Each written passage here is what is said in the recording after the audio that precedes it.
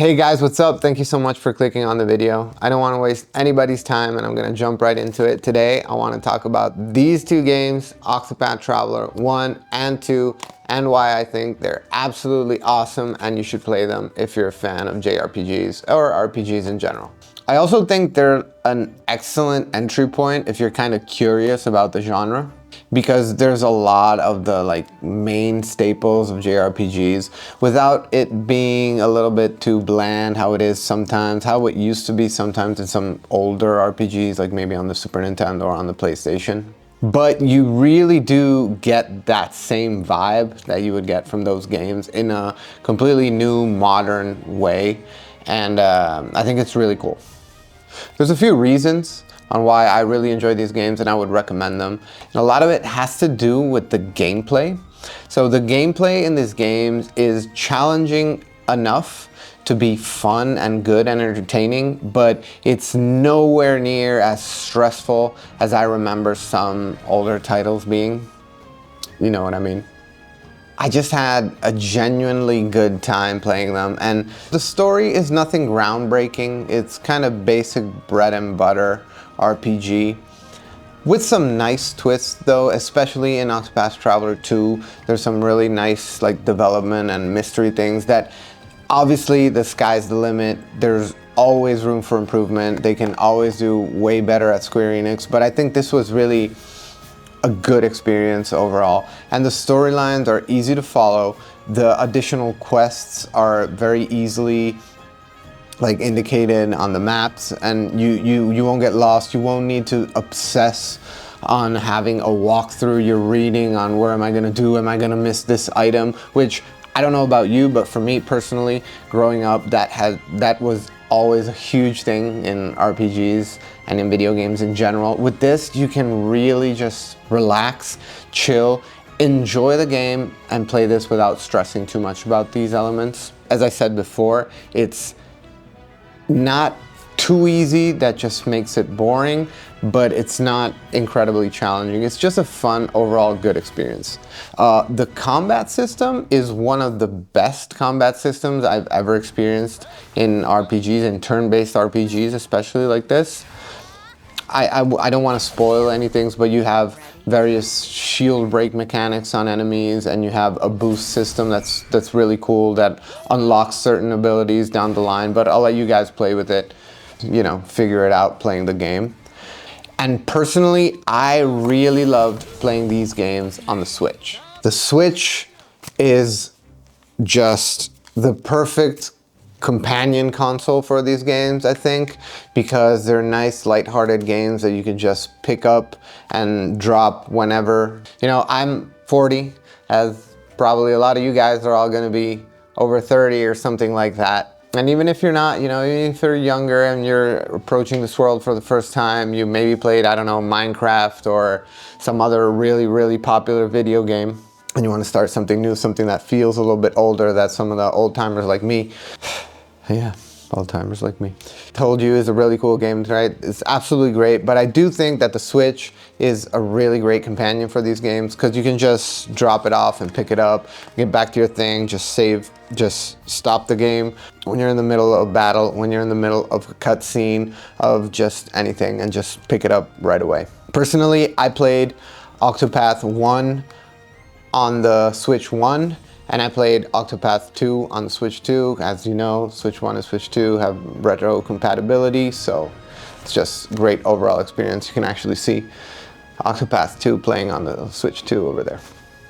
And I do think that Octopath Traveler 1 came out originally on the Switch 1, so maybe, you know, it was especially designed for that console. I think it was like a breakthrough success that maybe SquareEnix wasn't even really expecting. I read online some crazy numbers like that, and this year the Octopath Traveler franchise has sold like 6 million copies, which I have no idea about video game data right now, but I remember when Final Fantasy VII sold something million copies, and it was mind-blowing because it was like one of the most sold video games ever. So I guess, you know, the franchise is doing really well for SquareEnix, and that's also why they're kind of pushing it. They just came out, as you probably know, with the latest installment, which is Octopath Traveler Zero, which is, as you probably read online, it's a port it's a console version of the like gacha kind of game that you could download for mobile for iOS and Android, the Champions of the Continent, something like that. And I've read great reviews. I'm gonna take a little bit of time off of these two games because I just finished playing Octopath 2. I still have a few of the final bosses that I need to do, but overall, you know, I've been playing these games for a few months and I want to go on to something else, and I'm definitely going to pick up Zero when I'm done with those. If you want to pick up only one of these two titles, I would recommend Octopath Traveler 2. You don't need to play the first one to enjoy it at all. The stories aren't really connected. There are some, no spoilers, but there are a few things that intertwine, but you really don't need to. And overall, Octopath Traveler 2 is, I would say it's superior even from a story point of view. It's really nice how all of the storylines really connect rather than in the first chapter, where the stories are a little bit just more linear, a little bit more simple. I think I might like the characters of Octopath Traveler 1 a little bit more overall. I started in both. I started with the warrior, so Ulbrich in Octopath Traveler 1 and Hikari in Octopath Traveler 2. The battle mechanics also slightly evolve in Octopath Traveler 2 because there's, once again, no spoiler, but there are a few, especially one element in battles that's like a totally new thing that you'll find in Octopath Traveler 2. Anyway, if you want to play them, I would definitely start with Octopath Traveler 1 and then pick up Octopath Traveler 2. If you're just going to play one, just go for the second one directly. And I think the Octopath Traveler Zero is kind of like a 1.5 thing because it did come out after Octopath 1. There's some different mechanics that weren't picked up. Anyway, that's a whole other thing that we can talk about.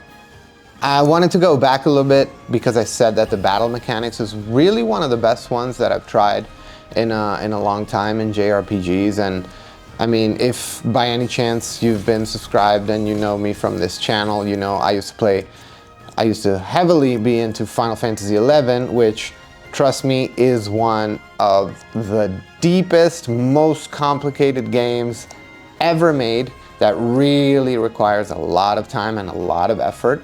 And I was really happy to find a lot of those complicated mechanics into a more simple game like Octopath, without, of course, driving you crazy like some of us Final Fantasy XI old school players, you know, you might understand what I mean. It's hard to explain if you haven't played it. It's just something that you have to put so much time and thought and strategy into. Almost to the point where, you know, with like an adult life going on, it's almost not worth it. While on the other hand, something like Octopath, it's still challenging. It still allows you to have fun. It still allows you to manage a certain strategy that has to do, you know, with a battle strategy and prepping and equipping a character with the right abilities and the right pieces of gear. And personally for me, that's always really fun. Also, a little bit more in Octopath 1 than Octopath 2. You can really get some broken builds, which it's, you know, if you perfectly optimize all the things, that for me is always something that's really fun. And if you want to, you can invest a little bit more time into doing these things. And if you don't want, you can just enjoy the story and finish the game. And it's great. You'll love it. Do it. You can find these guys used for pretty cheap online, or you can just buy the digital version. There's always discounts around them. I think they're bundled up now in like Octopath 1 and 2. You can even buy them on most stores, like the Steam, the PlayStation, the Switch store. Something really important, I think, is the art style in this game. I really loved the graphics in this game. I personally, as I said, I was born in 1985, okay, so I'm 40, I'm gonna be 41 soon. And for me, my favorite games of all time are around that late Super Nintendo, early PlayStation era, with that kind of like 2D that eventually developed into the Final Fantasy VII 3D kind of thing. But I really love the old 2D like Chrono Trigger, Final Fantasy VI graphics, or the Suikoden series. I just love that stuff. The Breath of Fire series, that was really my favorite. I mean, I'm one of those people that I just got Dragon Quest XI for Christmas, and I'm sure I'm gonna play most of that game in the 2D version. So I've been loving these HD 2D kind of games. I can't wait to play Dragon Quest III and Dragon Quest I and II. The graphics in this are lovely. And you know, clearly people appreciate them because they're making a ton of these new, I mean, you can tell SquareEnix and other brands are investing a lot in these HD 2D games.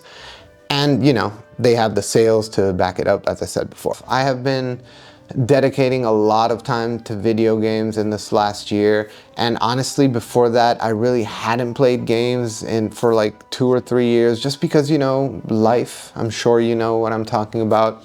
I've had moments in life where I was just all in, and as soon as I would get home I wouldn't even want to train. I would just get into Final Fantasy XI and play my games, and other times were just the usual, I don't have time for video games. You know, the phrase, oh, I would love to do that, but I just don't have time. The cool thing about an easy to pick up console like the Switch is that you can really make time anywhere. And I've been traveling a lot in these last few years for various reasons, and I just love bringing the Switch on the plane or whenever I'm traveling. It's easy to hook up to the TV anywhere, and yeah, it just turned out to be perfect for me.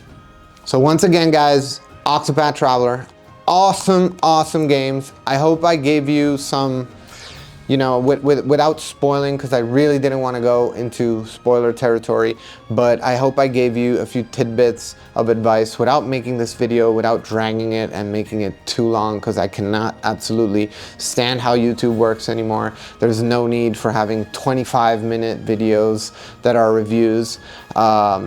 And yeah, just get these games, they're really cool. Trust me. And if you do get them, like, leave me a comment or something. And with that said, you might have noticed I haven't asked for like and subscribe and all that stuff, because I cannot stand how YouTube works anymore. If somebody asks right away to subscribe to your channel, I find it personally really annoying. But if you did enjoy this video, it would be cool if you wanted to subscribe and maybe like or leave a comment. Just because this is not like, oh, I want to be famous doing YouTube. It's because it really does kind of give a little bit more motivation to make videos like this, because videos like this take so much time to do, and sometimes life and work and everything gets in the way, and just like, oh, I don't want to do it. But I just wanted to make this video because I wanted to share my passion for these two games. And as I said, I've been playing a lot more games, and I really want to get back into making some videos and talking about these games a little bit more in depth. So cool, guys. I hope to see you soon in the next video, and that's it.